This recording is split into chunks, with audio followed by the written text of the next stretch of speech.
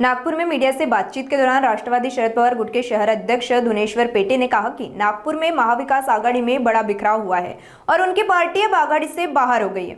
उन्होंने आरोप लगाया कि सीट बंटवारे के नाम पर उन्हें लंबे समय तक जानबूझकर उलझाए रखा गया और बाद में नेताओं ने फोन उठाना भी बंद कर दिया, जिससे उनके साथ विश्वासघात हुआ। पेटे ने कहा कि कांग्रेस ने भाजपा को फायदा पहुंचाने के इरादे से दगा दिया।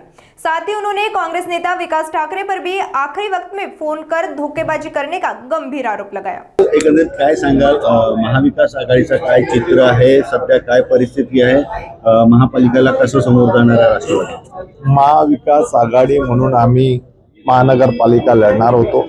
तशा पद्धतीने बरेच दिवसापासून राष्ट्रवादी काँग्रेस पार्टीचे नेते मंडळी, काँग्रेसचे नेते मंडळी यांच्यासोबत अनेक बैठका झाल्या। अनेक बैठका करून आमच्या नेत्यांनी एक सीटवर 1 to 1 सीटवर आम्ही फायनल केलं। फायनल केल्याच्या नंतर सुद्धा एकमेकांच्या त्या नोट्सवर, गठबंधनच्या नोटवर सह्या सुद्धा झाल्या।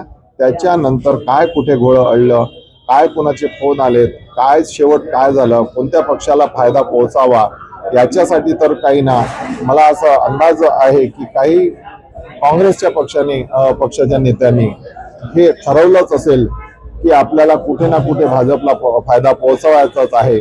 अशा पद्धतीचं काम त्यांनी केलं आणि वेळेवर रात्रीचे 2 वाजता त्यांनी फोन आमचे उचलणं बंद केले। तेव्हा आम्ही, आमचे नेते आणि आम्ही स्वतः सतर्क झालो की यांच्या मनात बोलताना वेगळं आहे आणि करताना वेगळं आहे। ते हे लक्षात आल्याच्या नंतर आम्ही रात्रीचे 3 वाजतापासून आम्ही आमचे बीफॉर्म वाटणं सुरू केलं। एकंदरीत किती जागावरती आता राष्ट्रवादी लढणार आहे, काय सांगा? आम्ही काँग्रेस पक्षाने जर फसवलं नसतं तर जवळपास आम्ही 140 ते 150 जागेवर आम्ही लढलो असतो।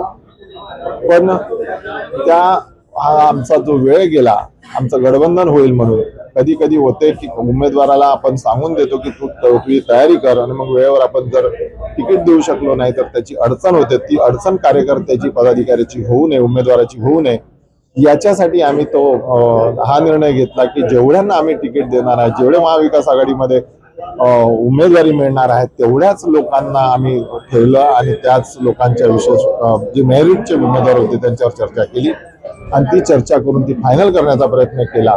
त्याच्यामुळे असं झालं की अनेक आमचे उमेदवारांना आम्ही ते डिमॉरलाइज झाले आणि ते आपापल्या शांत झाले किंवा त्यांनी वेगळी वाट पाहिली। तर असं हे नाही झालं असतं, काँग्रेस पक्षाने असा शेवटच्या वेळेस धोकेबाजी केली नसती तर आम्ही 15 सीट त्यांच्यासोबत लढलो असतो आणि त्याच्यात यश काँग्रेसला सुद्धा आणि आम्हाला सुद्धा चांगलं मिळालं असतं। पण ह्या जर चर्चा सुद्धा पहिल्यापासून नाही केल्या असत्या की त्यांनी म्हटलं असतं की आम्हाला अजिबात महाविकास आघाडी करायची नाही आहे, तर आम्ही इथून आमच्या नागपूर शहरात राष्ट्रवादी काँग्रेस पक्षाच्या शरदचंद्र पवारच्या गुटाने 140 ते 150 सीटा लढवल्या असतात।